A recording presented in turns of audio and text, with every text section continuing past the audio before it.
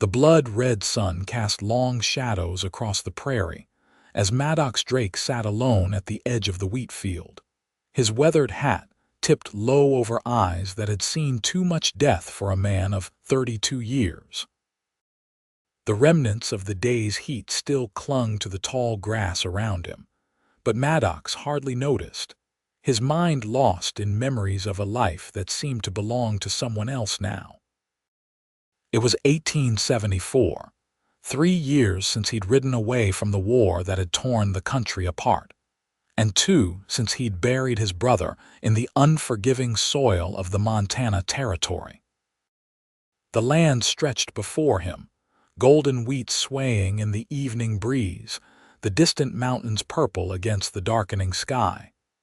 His ranch was small but prospering, though loneliness had become his most constant companion. Maddox pulled out his harmonica, the only possession he had left from his father, and began to play a melancholy tune that drifted across the open field. He didn't hear her approach. One moment he was alone with his thoughts and music. The next she was there, settling silently beside him on the fallen log that served as his evening perch. She didn't speak, just sat with her hands folded in her lap, her gaze fixed on the horizon where the first stars were beginning to appear. Her dress was simple but clean, her honey-brown hair tied back with a faded ribbon. There was a quiet dignity about her that caught his attention immediately. Maddox stopped playing mid-note, surprised by her presence. He'd seen her in town a few times, the schoolteacher who'd arrived on the stagecoach last month. Miss Scarlett Lawson. The folks in Clearwater had been talking about little else since her arrival. The silence between them stretched out, comfortable and strangely intimate. Maddox found himself continuing to play, the tune shifting to something less sorrowful. After a few minutes, he lowered the harmonica. "Miss Lawson," he said, his voice rough from disuse. She turned to him then, her eyes reflecting the last light of day. "Mr. Drake." That was all they said that first evening. They sat side by side until the stars were bright overhead. Then she stood, smoothed her skirt, and walked back toward town without a word of explanation for why she'd come or why she'd stayed. Maddox watched her go, bewildered by the encounter but feeling something he hadn't felt in years: curiosity about another human being. The next evening, he found himself at the same spot, telling himself he was just enjoying the view of his fields. When she appeared again, walking the same path through the tall grass, he felt a flutter of anticipation that surprised him. Again they sat in silence. Again she left as the night grew deep. This time, however, she paused before leaving and said, "That melody you played yesterday. What is it called?" "Just something my pa used to whistle," Maddox replied. "Never had a name for it." She nodded and was gone, leaving the scent of lavender in her wake. The third evening, Maddox brought a canteen of water and 2 tin cups. When she appeared, he wordlessly offered her a drink, which she accepted with a small smile that transformed her face entirely. "You come here often, Mr. Drake?" she finally asked, breaking their established pattern of silence. "Most evenings," he admitted. "Helps me think." "And what do you think about?" Her voice was softer than he'd imagined it would be, with a slight accent he couldn't place.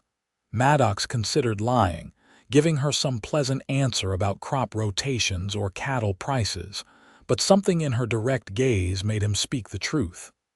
"The war, mostly." "My brother, things I can't change." She nodded as if his answer made perfect sense. "I think about my sister. She died of fever 2 years ago. That's why I came west. Too many memories in Boston." They fell into silence again, but it was different now, a silence shared rather than coincidental. Over the next few weeks, their evening meetings became a ritual neither acknowledged but both maintained. Sometimes they would speak, exchanging small pieces of their lives, and sometimes they would just sit, watching the sunset give way to starlight. Maddox learned that Scarlett was 26, educated at a women's college in Massachusetts, and had come west because teaching positions were plentiful and paid well enough for a woman to support herself. She had no family left except a distant cousin in California whom she'd never met. Scarlett learned that Maddox had fought for the Union, though he'd been born in Missouri, that he'd come to Montana with his brother to start fresh after the war, and that he was considered one of the most successful small ranchers in the territory, despite his relative youth and solitary nature. One evening in late June, as thunderclouds built on the horizon, promising a much-needed rain, Maddox arrived at their meeting place to find it empty. He waited longer than usual, the disappointment sharper than he would have expected. When large drops began to fall, he reluctantly headed back to his cabin, telling himself it was foolish to have anticipated her presence. 3 days passed with no sign of Scarlett. Maddox found himself distracted during his daily work, his eyes constantly drifting toward town. On the 4th day, he saddled his horse and rode into Clearwater, telling himself he needed supplies. The general store was busy with ranchers and townspeople stocking up after the rain. Maddox nodded to those he knew, exchanged brief pleasantries, and asked casually about the schoolteacher. Miss Lawson, Mrs. Hendricks, the storekeeper's wife, pursed her lips. Poor thing's been laid up with a terrible fever. Doc Miller's been checking on her daily, but I heard this morning she's still quite ill. Maddox felt a cold weight settle in his chest. Where's she staying? At the boarding house, of course. Mrs. Wilson's been looking after her, but she's got her hands full with all her other boarders. Mrs. Hendricks leaned closer.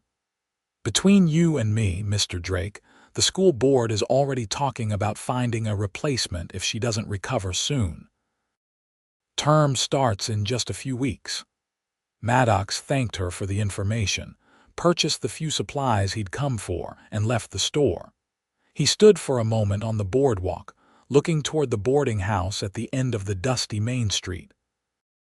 He'd never been inside, had no reason to call on a single woman in her lodgings, but the thought of Scarlett lying ill with no family to care for her made his decision for him. Mrs. Wilson, a stern woman with gray hair pulled into a tight bun, answered his knock with clear surprise. Mr. Drake. What brings you to my establishment? I heard Miss Lawson is unwell, he said, removing his hat. I wanted to inquire after her health. Mrs. Wilson's eyebrows rose slightly. That's very neighborly of you. Miss Lawson is indeed quite ill, but Dr. Miller believes the worst has passed. She needs rest now, and good food to rebuild her strength. Maddox nodded. I've brought some things that might help. He held up a small basket containing a jar of honey from his beehives, a tin of beef broth he'd made that morning, and a bunch of wildflowers he'd gathered on the way to town. Mrs. Wilson looked at the basket, then at Maddox's face, her expression softening slightly. I wasn't aware you and Miss Lawson were acquainted. We've spoken a few times, Maddox said, feeling strangely defensive. She seems a fine lady with no family nearby. It's only right to offer assistance. After a moment's hesitation, Mrs. Wilson accepted the basket. I'll make sure she receives these, along with your good wishes. Thank you. Maddox replaced his hat and turned to go, then paused. Would it be possible? That is, might I call again tomorrow to see how she fares? Something like amusement flickered across Mrs. Wilson's stern features. I believe that would be acceptable, Mr. Drake. Perhaps in the afternoon. For the next week, Maddox rode into town each day to check on Scarlett's progress. On the 3rd day, Mrs. Wilson allowed him a brief visit to Scarlett's room, with the door left properly open and Mrs. Wilson herself seated nearby with her mending. Scarlett was pale, her normally bright eyes shadowed with exhaustion, but she smiled when she saw him. Mr. Drake, Mrs. Wilson tells me you've been quite concerned about my health. The whole town has been worried, Maddox said, suddenly feeling awkward standing beside her bed in his clean shirt and freshly brushed hair. But the whole town hasn't brought me honey and wildflowers every day, she replied with a weak laugh. Thank you. Your kindness has been a bright spot in a rather miserable week. It's nothing, he mumbled, his hat twisted between his hands. I just missed our conversations. Her smile deepened. As did I. By the following week, Scarlett was well enough to sit downstairs in the boarding house parlor, and Maddox's visits became slightly less scandalous in the eyes of Clearwater's residents. They played checkers and talked about books. Scarlett was surprised and pleased to discover Maddox was well-read despite his lack of formal education. My ma was a schoolteacher before she married my pa, he explained as they sat in the parlor one afternoon. She taught us boys to read and appreciate learning, had quite a collection of books she'd brought west with her. And where are those books now? Scarlett asked, making a move on the checkerboard. Maddox's expression darkened momentarily. Lost them in a fire when I was 16. Farm was raided by bushwhackers during the border troubles. Ma died that night. Scarlett's hand reached across the table to touch his briefly. I'm so sorry, Maddox. It was the first time she'd used his given name, and the sound of it in her gentle voice eased the old pain of the memory. It was a long time ago, he said, but I started collecting books again after the war. Have a fair number at my place now. I'd like to see them someday, she said, then blushed slightly at the implication of visiting his home. I'd like that too, Maddox replied, his voice quiet but certain. As July turned to August, Scarlett regained her strength and prepared for the start of the school term. Their evening meetings at the edge of the field resumed, now with more conversation and occasionally shared meals that Maddox would bring from his home. The people of Clearwater had begun to notice their friendship, of course. In a town of fewer than 300 souls, little remained private for long. Most viewed it with benign interest. A handsome rancher and a pretty schoolteacher made a natural pairing, but there were those who disapproved. School board members have concerns, Scarlett told Maddox one evening as they shared a simple supper of bread, cheese, and apples. They hired me for my education and respectability. They're worried I might be compromising the latter. Maddox frowned. There's nothing disrespectable about our friendship. Perhaps not by your standards or mine, but this is a small town with traditional values.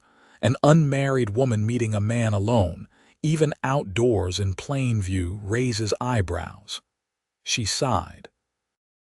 Mr. Peterson suggested it would be best if I confined my social activities to church functions and ladies' gatherings.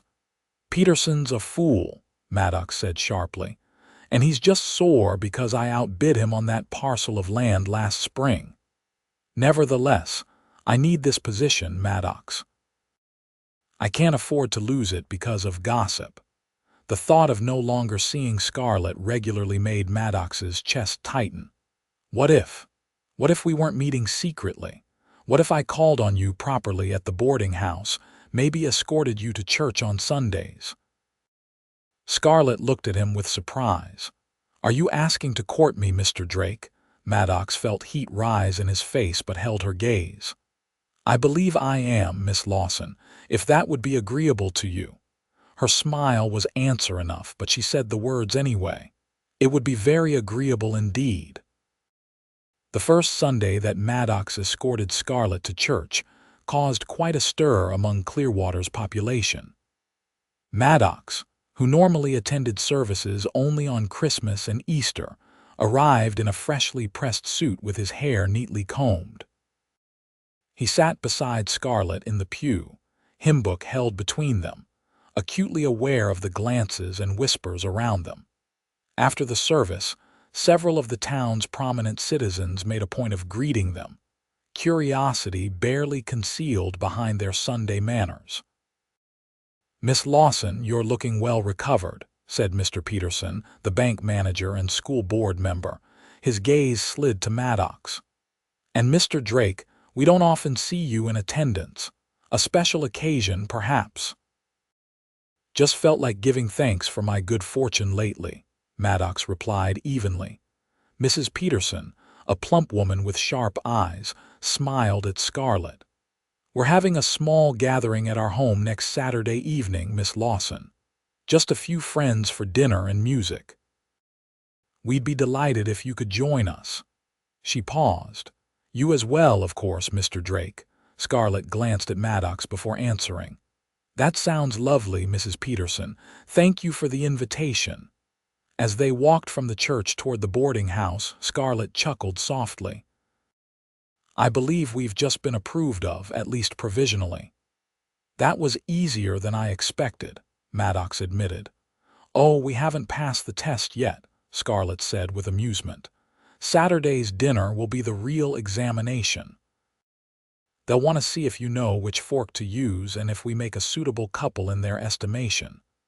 "I know which fork to use," Maddox said, slightly offended. "My mother made sure of that, even on the frontier." Scarlett squeezed his arm. "I have complete faith in your table manners. But be prepared for questions about your intentions, your business prospects, and possibly your political leanings." The Petersons' dinner party was indeed the test Scarlett had predicted. 8 guests gathered around a table laden with the best china and silver that Clearwater could provide. Maddox and Scarlett were seated apart, with Maddox placed between Mrs. Peterson and the middle-aged wife of the town's only lawyer. The conversation flowed around topics safe for mixed company: the weather, the upcoming harvest festival, the new shipment of goods expected at the general store. But as the meal progressed, Mr. Peterson steered the discussion toward Maddox. "So, Drake, I hear you're expanding your cattle operation. Ambitious for a man running a ranch single-handedly." "I've hired 2 hands for the busy seasons," Maddox replied, keeping his tone casual. "And I'm focusing on quality over quantity, breeding better stock rather than just more of it." "A sound strategy," commented Judge Wilson, the oldest man present, and one whose opinion carried weight in the community. "Young men often rush to expand before they've secured what they already have." "My pa always said a man should build slowly but build well," Maddox said. "I'm trying to follow his advice." "And what are your long-term plans for your property?"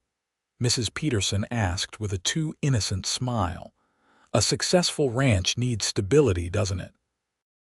Maddox wasn't fooled by the seemingly casual question. "Yes, madam, it does. I'm planning on staying in Clearwater for good. This is my home now." "A home needs more than just land and cattle," Mrs. Peterson persisted, her gaze flickering briefly toward Scarlett. "A family makes a true home, wouldn't you agree?" Maddox caught Scarlett's eye across the table. She looked both amused and embarrassed by Mrs. Peterson's transparent probing. "I would agree completely," Maddox said firmly, "when the time is right." The evening concluded with musical entertainment, with Scarlett displaying her skill at the piano and Mrs. Peterson's daughter struggling through a violin piece. As Maddox and Scarlett walked back to the boarding house under a sky brilliant with stars, they both felt the evening had been a success. "I believe you've been deemed acceptable," Scarlett said with a laugh. "Mrs. Peterson asked me quite directly if we had discussed marriage yet." Maddox nearly stumbled on the boardwalk. "And what did you tell her?" "I said we were taking time to know each other properly first." She seemed to approve of that answer, though I could tell she's already planning who would attend the wedding. They stopped at the steps of the boarding house, lingering in the silver moonlight. Maddox took Scarlett's hand, marveling at how small and smooth it felt in his rougher one. "And have we," he asked quietly, "discussed marriage?" Scarlett's eyes met his, serious now. "Not in so many words, but I think we both know where this path leads, don't we?" Maddox nodded slowly. I never expected to find someone like you, Scarlett.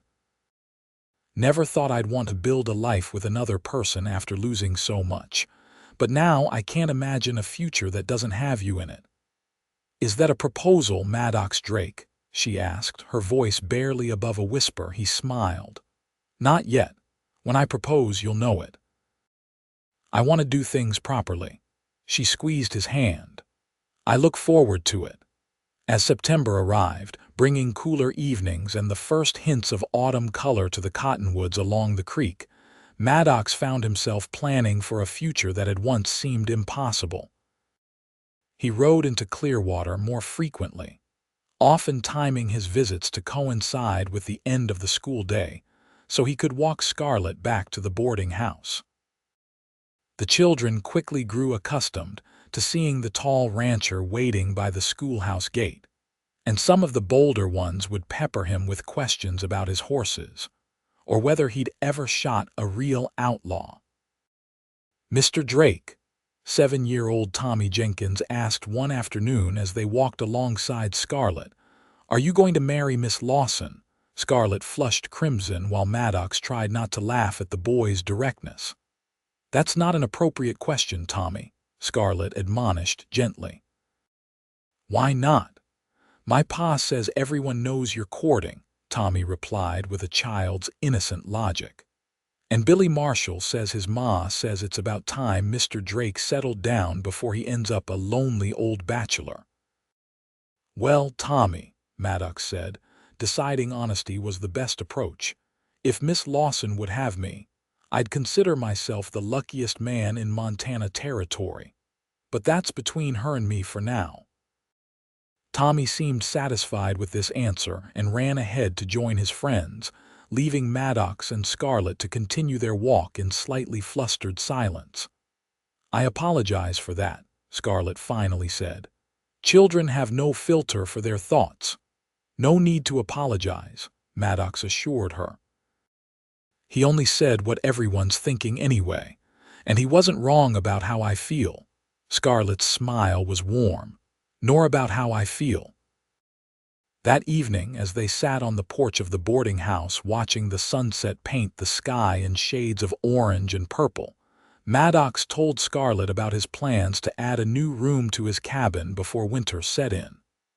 "The place was fine for me and occasionally my brother, but it's too small for—" He trailed off, suddenly self-conscious. "For a family," Scarlett finished for him.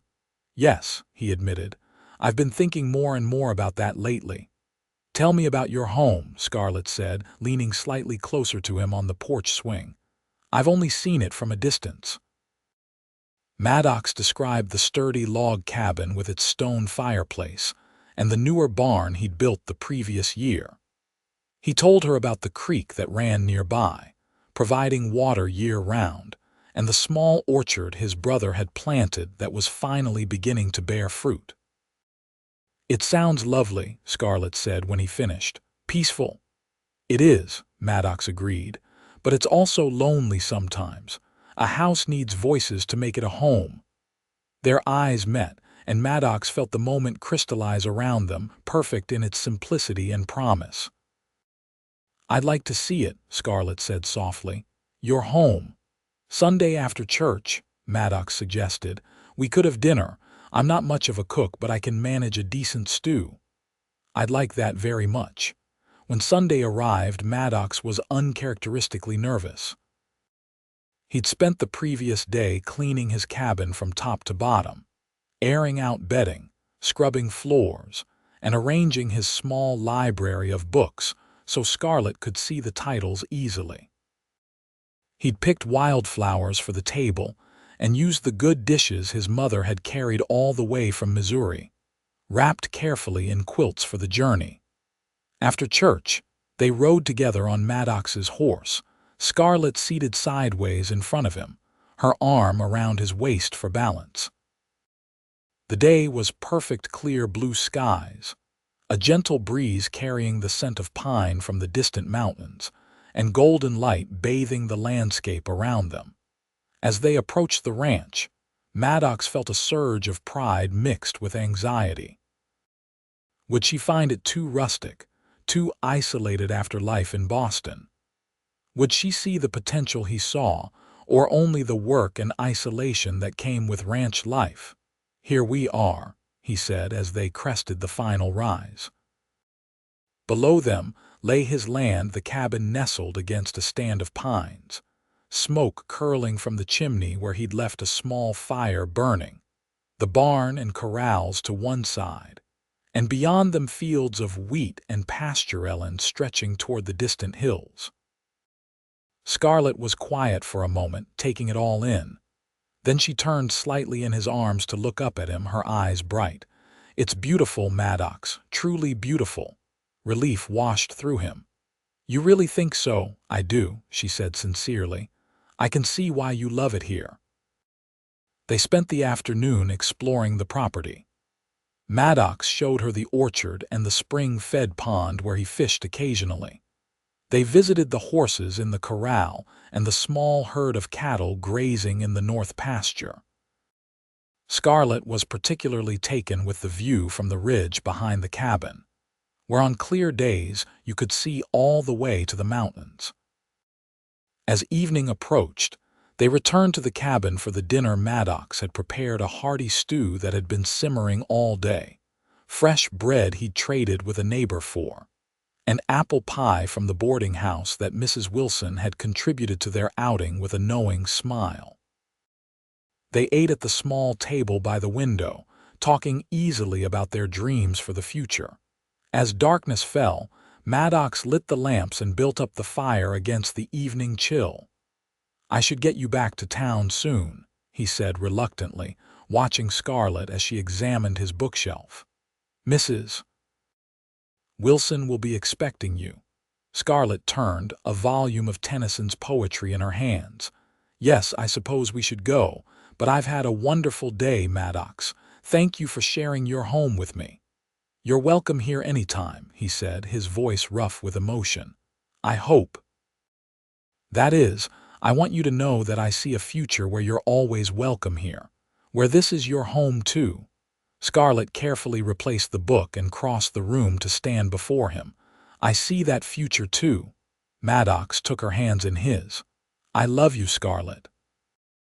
I think I've loved you since that first evening when you sat beside me without saying a word, like you understood something about me that I didn't understand myself." "I love you too," she whispered, "so much that it frightens me sometimes." "Why does it frighten you?" She looked down at their joined hands. "Because I've lost everyone I've ever loved. My parents, my sister. It's hard to believe I can be this happy without something taking it away." Maddox gently lifted her chin until their eyes met. "I can't promise nothing bad will ever happen. Life out here is hard sometimes, but I can promise that as long as I'm alive, you'll never be alone again. I'll be by your side loving you for all my days."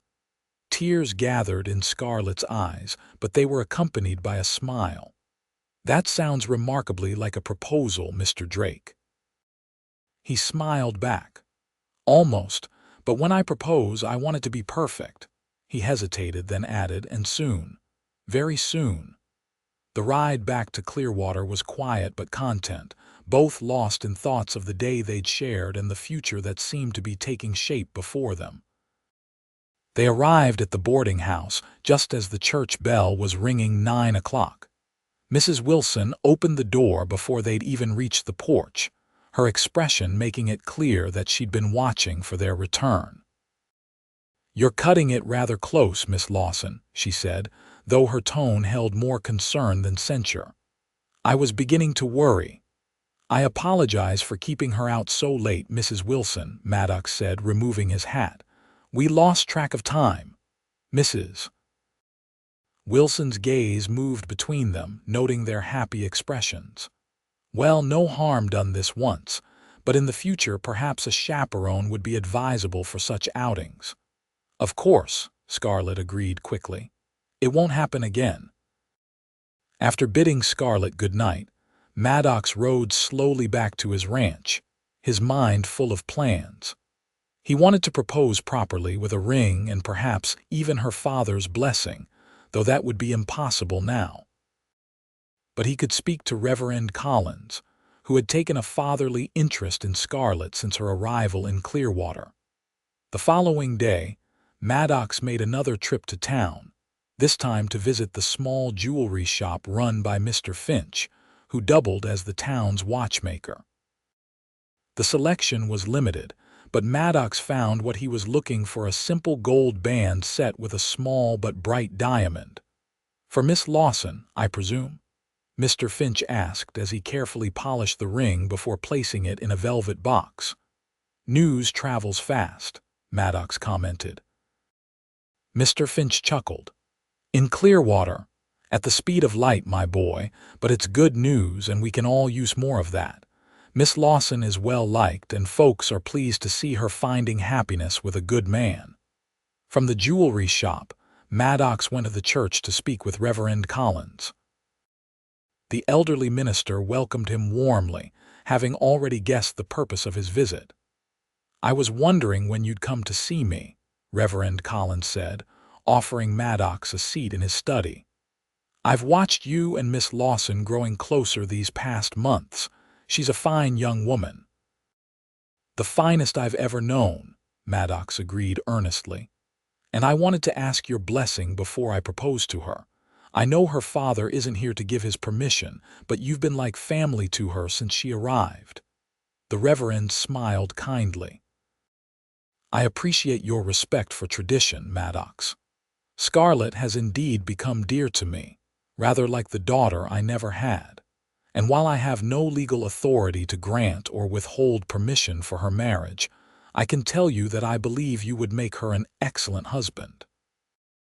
"Thank you, sir. That means a great deal to me." "Have you decided when and how you'll ask her?" the Reverend inquired. "This Saturday," Maddox replied. "There's a place at the edge of my wheat field where we first met. It seems fitting to ask her there." "Very romantic," Reverend Collins approved.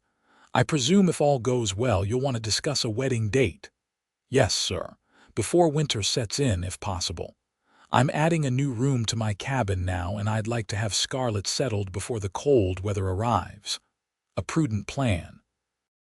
"Let's talk about possible dates, shall we?" By the time Maddox left the church, they had tentatively set a wedding date for mid-October, giving Scarlett time to send for a few personal belongings from Boston and allowing Maddox to complete the additions to his home. Everything was falling into place, and Maddox felt a happiness he hadn't believed possible after the losses he'd endured. That evening, he rode to the boarding house to invite Scarlett for a picnic on Saturday afternoon. Mrs. Wilson, ever vigilant but increasingly supportive of their courtship, suggested that her niece Jenny might accompany them as a chaperone. "Jenny's visiting from Helena for a few weeks," Mrs. Wilson explained. "She's just 16 and would love to see more of the countryside. She could bring her sketchbook and give you two some privacy while still maintaining propriety." Scarlett looked relieved at this compromise. "That sounds perfect. Thank you, Mrs. Wilson." Saturday dawned clear and cool, a perfect early autumn day. Maddox arrived at the boarding house shortly after noon, driving a wagon rather than riding his horse. Jenny, a cheerful girl with her aunt's practical nature but a much sunnier disposition, chatted happily as they drove toward Maddox's ranch. "Aunt Eliza says you're probably going to propose today," she announced without preamble, causing both adults to stare at her in shock. "Don't worry, I promise not to watch. I'll stay far enough away that I can't hear anything, but close enough that people can still say Scarlett was properly chaperoned." Scarlett covered her face with her hands, mortified, while Maddox couldn't help but laugh. "Is there anyone in town who doesn't know my intentions?" he asked, not really expecting an answer. "Probably not," Jenny said cheerfully. "But everyone thinks it's terribly romantic. The handsome rancher and the pretty schoolteacher meeting at sunset by the wheat field. It's like something from a novel."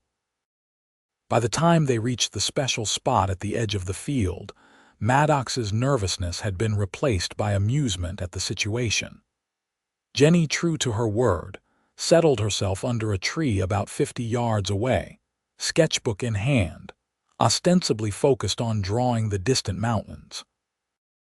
Maddox spread a blanket on the ground and unpacked the picnic basket Mrs. Wilson had prepared, complete with fried chicken, biscuits, and apple cider. He and Scarlett ate companionably, reminiscing about their first meetings in this very spot. "I was so nervous that first evening," Scarlett confessed. "I'd seen you in town and heard about the quiet rancher who kept to himself. The other teachers at the school orientation warned me that you were standoffish and possibly dangerous." "Dangerous?" Maddox raised an eyebrow. "Me?" "They said you'd fought in the war and had a temper. But I'd seen you play with the Thompson children when their ball rolled under your horse, and I watched how gentle you were. I didn't believe you were as forbidding as everyone claimed. So you decided to test the theory by sneaking up on me at sunset," Maddox teased. Scarlett laughed. "Not exactly. I was taking an evening walk and saw you sitting here. You looked so peaceful and sad. I just felt drawn to you somehow." "I'm glad you were," Maddox said softly. "You changed everything for me, Scarlett." As the sun began its descent toward the horizon, painting the wheat field gold and the sky in shades of pink and orange, Maddox knew the moment had come. He reached into his pocket, feeling the small velvet box there. "Scarlett," he began, his voice steadier than he'd expected. "Before you came into my life, I was just existing, not really living. The war took something from me that I thought was gone forever: the ability to see beauty in the world, to hope for a future beyond just surviving each day." He took her hand, encouraged by the warmth in her eyes. "But then you sat beside me one evening without saying a word, and somehow started to heal something I didn't even know was broken." Maddox moved to one knee before her, the ring box open in his palm. The small diamond caught the fading sunlight, sending prisms of color dancing between them. "I love you more than I ever thought possible. You've brought joy and meaning back into my life, and I want to spend the rest of my days trying to bring the same to you. Scarlett Lawson, will you do me the extraordinary honor of becoming my wife?" Tears filled Scarlett's eyes as she looked from the ring to Maddox's face. "Yes," she whispered. "Yes, with all my heart." Maddox slid the ring onto her finger, his own hands trembling slightly with emotion. Then he drew her into his arms and kissed her, a kiss full of promise and the future they would build together. From her distant position under the tree, Jenny let out a whoop of delight. "She said yes," she called, abandoning all pretense of not watching. "Wait until I tell Aunt Eliza." Maddox and Scarlett broke apart, laughing through happy tears. "I hope you don't mind everyone knowing right away," Maddox said. "Though it seems they all knew it was coming anyway." "I don't mind at all," Scarlett assured him. "I want the whole world to know that I'm going to be Mrs. Maddox Drake." The news of their engagement spread through Clearwater like wildfire, thanks in large part to Jenny's enthusiastic reporting. By Sunday morning, when Maddox and Scarlett arrived at church together, they were met with congratulations and well wishes from the entire congregation. The following weeks passed in a blur of preparations. Maddox worked from dawn until dusk to complete the addition to his cabin, a spacious bedroom with large windows that would catch the morning light. He built new furniture as well: a wardrobe for Scarlett's clothes, a dressing table with a mirror he ordered specially from Helena, and bookshelves to hold their combined library. Scarlett continued teaching during the week, but spent her Saturdays at the ranch, helping to make curtains for the windows and deciding where furniture should be placed. On Sundays after church, various ladies from town would accompany her to the ranch to advise on homemaking matters, or simply to satisfy their curiosity about where the schoolteacher would be living. "It's a fine home you're making," Mrs. Peterson said approvingly during one such visit. "Solid and well-built. My husband says you've doubled your herd this year, too." "We're doing well," Maddox acknowledged, "and I've hired a permanent hand now. Sam Turner's boy, all grown up and looking for steady work." "Very sensible," Mrs. Peterson nodded. "A man with family responsibilities needs reliable help." As their wedding day approached, a letter arrived for Scarlett from Boston. It contained congratulations from her former colleagues at the girls' school where she'd taught before coming west, along with a package of fine linen hand towels as a wedding gift. But more surprisingly, it also contained a bank draft for a considerable sum. "It's from my sister's husband," Scarlett explained to Maddox as they sat on the boarding house porch that evening. "Apparently Clara left a small inheritance that I was entitled to, but the lawyers couldn't locate me after I moved west. Robert finally tracked me down through my old school." "That's wonderful news," Maddox said. "Not that we needed it, but it's always good to have a cushion for hard times." Scarlett smiled, touching his hand.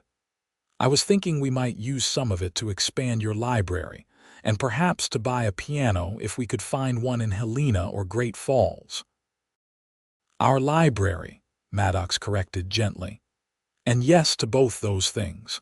I want our home to be filled with books and music and all the things that make you happy." The wedding day arrived on a perfect October morning.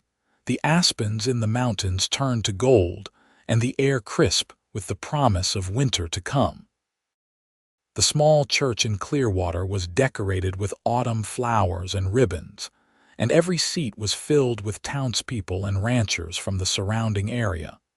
Maddox stood at the altar with Reverend Collins, his one good suit brushed and pressed, his normally unruly hair tamed for the occasion. He'd asked Sam Turner to stand up with him, having formed a friendship with the young ranch hand over the past month. When the church door opened, and Scarlett appeared on the arm of Judge Wilson, who had offered to give her away, Maddox felt his breath catch. She wore a gown of ivory silk that had been Mrs. Peterson's daughter's, altered by the town's seamstress to fit Scarlett perfectly. Her honey-brown hair was arranged in soft curls beneath a veil adorned with tiny wildflowers, and her face glowed with happiness. The ceremony was simple but deeply meaningful.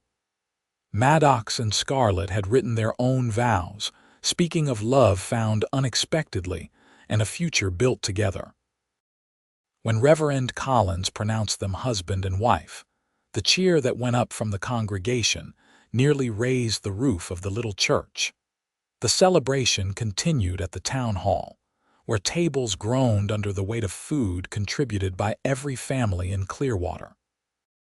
There was dancing to music provided by the town's small band, speeches from well-wishers, and enough cake to feed twice their number. As evening fell, the newlyweds slipped away from the festivities, boarding the wagon Maddox had decorated with ribbons and flowers for the occasion. They drove slowly through town, accepting final congratulations from stragglers, then headed toward the ranch toward home. "Are you happy, Mrs. Drake?" Maddox asked as they crested the final hill and their home came into view, lamplight glowing warmly in the windows where Sam's wife had lit the lamps for their arrival. Scarlett leaned against his shoulder. "Happier than I ever imagined possible. And you, Mr. Drake?" "I have everything I could ever want right here," he said, wrapping his arm around her. "And our life together is just beginning." The first year of their marriage brought changes to both Maddox and Scarlett as they adjusted to life together. Scarlett continued teaching until Christmas, then reluctantly resigned when the winter weather made the daily journey to town too difficult. She found, however, that she didn't miss it as much as she'd expected.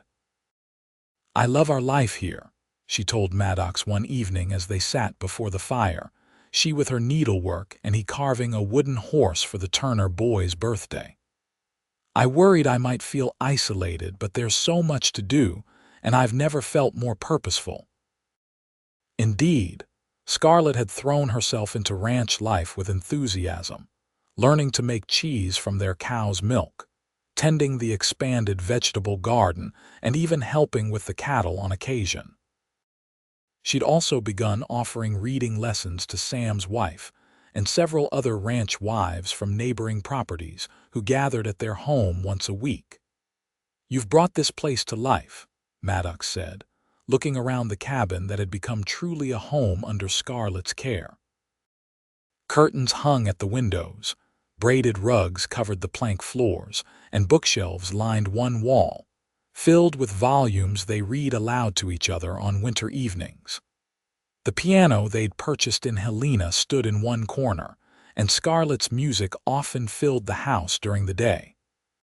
Spring brought new calves to the herd, and the news that their family would be expanding as well.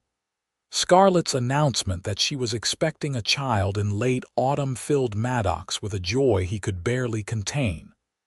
"A baby," he said in wonder, his hand resting gently on her still flat stomach. "Our baby. Are you pleased?" Scarlett asked, though his radiant expression made the question unnecessary. "More than pleased," he assured her. "I never dared hope for such happiness, Scarlett. A wife I adore and now a child to raise together. It's more than I ever dreamed possible." As Scarlett's pregnancy progressed, Maddox hovered protectively, insisting on hiring a girl from town to help with the heavier housework and fretting whenever Scarlett looked tired. His concern touched her, though she occasionally had to remind him that women had been having babies since the beginning of time. "Not my wife," he would reply stubbornly. "Not my child." In late October, just as the first snow dusted the mountain peaks, Scarlett went into labor. Maddox rode frantically to town to fetch the midwife, returning with not only Mrs. Fletcher, but also Dr. Miller, who had recently acquired an automobile that made the journey to outlying ranches considerably faster. After 12 hours of labor that left Maddox pacing anxiously outside their bedroom door, their daughter was born, a healthy girl with a shock of dark hair like her father's and eyes that promised to be as blue as her mother's. "She's perfect," Maddox whispered when Mrs. Fletcher finally allowed him into the room. Scarlett lay propped against pillows, tired but radiant, their tiny daughter cradled in her arms, just like her mother. "What shall we call her?" Scarlett asked as Maddox perched carefully on the edge of the bed, one finger gently stroking the baby's velvet cheek. "I was thinking perhaps Clara, after your sister," Maddox suggested. "Clara Elizabeth, if you like Elizabeth for my mother." Tears gathered in Scarlett's eyes. "Clara Elizabeth Drake. It's beautiful, Maddox. Thank you for remembering them both." Little Clara thrived, growing strong on her mother's milk and her father's adoration. Maddox was besotted with his daughter, carrying her around the ranch wrapped snugly against his chest, talking to her about the cattle and horses as if she understood every word. "She'll be the most knowledgeable rancher in Montana before she's a year old," Scarlett laughed as she watched them together. Winter passed in a cocoon of domestic contentment, the small family sheltered against the snow and cold in their warm home. When spring arrived, bringing green to the pastures and new life to the ranch, they celebrated their second wedding anniversary with quiet joy, marveling at how much had changed in such a short time. "You ever think about that first evening?" Maddox asked as they sat together on the porch, watching the sunset paint the sky in shades of gold and pink. Clara slept peacefully in her cradle nearby, her little face flushed with the healthy sleep of infancy. "When I joined you by the wheat field," Scarlett smiled at the memory. "Often. I was so nervous, you know. My heart was pounding so loudly I was sure you'd hear it. and I was wondering what I'd done to deserve an angel appearing beside me out of nowhere, Maddox replied, taking her hand in his. I still wonder that sometimes. Not an angel, Scarlett corrected him. Just a lonely woman who recognized a kindred spirit. Well, neither of us is lonely now, Maddox said, glancing at their sleeping daughter. And I thank God for that every day. As Clara grew from infant to toddler, their life settled into a rhythm of seasons and growth. The ranch prospered under Maddox's careful management, and their home expanded again with the addition of a dedicated schoolroom, where Scarlett now taught not only the Turner children but several others from neighboring ranches. You've created a school after all, Maddox observed one afternoon as he watched Scarlett with her small class. Just not the one you expected. Life rarely gives us exactly what we expect, Scarlett replied, watching their daughter playing with wooden blocks in the corner. Sometimes it gives us something better. When Clara was 3, Scarlett gave birth to their second child, a son they named Michael James, after Maddox's brother who had died before Scarlett arrived in Clearwater. Mike, as they called him, was a sturdy boy with his mother's thoughtful nature and his father's determined spirit. 2 children, Maddox marveled as he watched Scarlett nursing their son while Clara read a picture book beside them.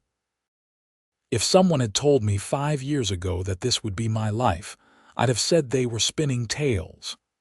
Are you happy with how your tale has turned out? Scarlett asked, looking up at her husband with love. More than happy, Maddox assured her, bending to kiss her forehead. Blessed beyond measure. The years flowed by, marked by the growth of their children and the expansion of their ranch. Clara inherited her father's love of the land and her mother's quick intelligence, while Mike showed an early talent for working with animals, able to calm even the most skittish colt with his gentle hands and quiet voice. Clearwater grew as well, the railroad finally reaching them when Clara was 8, bringing increased prosperity and new settlers to the area. Maddox, now respected as one of the most successful ranchers in the county, was asked to serve on the town council, a responsibility he accepted with characteristic thoughtfulness. Times are changing, he told Scarlett after one particularly contentious council meeting about whether to allow automobile traffic on the main street. The frontier days are ending, for better or worse. Change isn't always bad, Scarlett reminded him. Look at all the good changes in our lives. Indeed, their life together had been blessed in countless ways. Their children were healthy and happy, the ranch was thriving, and their love had only deepened with the passing years. There had been challenges, of course, drought years that threatened the herd, a fire that destroyed part of the barn one lightning-struck summer. The winter Mike developed pneumonia, and they feared for his life. But through it all, they had faced each trial together, drawing strength from their bond and their shared faith that tomorrow would bring better days. And more often than not, it had. On their 15th wedding anniversary, Maddox surprised Scarlett with a trip to San Francisco, leaving the children in the capable care of the Turners, who now lived in a comfortable house of their own on the ranch property. You've never seen the ocean, Maddox explained when Scarlett protested that such a journey was extravagant. And I want to show you more of the world than just our corner of Montana. The trip was everything they'd hoped for, a second honeymoon of sorts, with leisurely days exploring the bustling city and evenings spent in each other's arms, rediscovering the passion that had never dimmed, but sometimes took a back seat to the demands of ranch life and parenting. Standing on the cliff above the Pacific, watching the sun set into the endless horizon of water, Scarlett turned to her husband with tears in her eyes.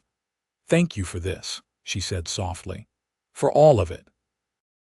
For the life we've built, for our beautiful children, for loving me so well for so many years."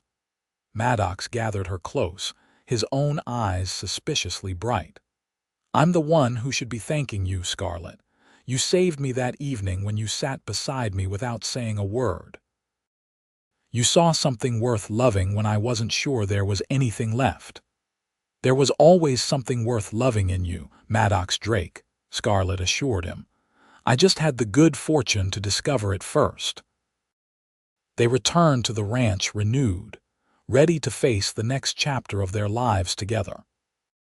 Clara, now 13 and showing signs of the beautiful woman she would become, greeted them with news of all they'd missed during their absence, while 11-year-old Mike simply hugged them tight, his actions speaking louder than words. The future stretched before them, filled with possibilities. Clara's education to consider as she approached high school age, Mike's growing responsibilities on the ranch, the changes coming to Montana as it shifted from territory to state and from frontier to settled land. But whatever came their way, Maddox and Scarlett would face it as they had faced everything since that first silent meeting at the edge of the wheat field together. Their love a constant in a changing world, their family the greatest blessing either could have imagined. And on quiet evenings, when the children were asleep and the work of the day was done, they still sometimes walked hand in hand to that special spot where it all began, watching the sunset paint the sky and remembering the path that had led them home to each other. "Do you ever wonder what would have happened if you hadn't decided to join me that evening?" Maddox asked once, as they stood together in the golden light of a summer sunset. Scarlett shook her head. "No, because I believe we were always meant to find each other. If not that evening, then another. Some things are simply meant to be." Maddox smiled, drawing her close. "Like us." "Yes," Scarlett agreed, resting her head against his shoulder as they watched the day fade into twilight. "Exactly like us." And in the gentle Montana evening, with the wheat fields swaying in the breeze and the first stars appearing overhead, their love story, begun in silence so many years before, continued to write itself in the lives they shared and the legacy they created together.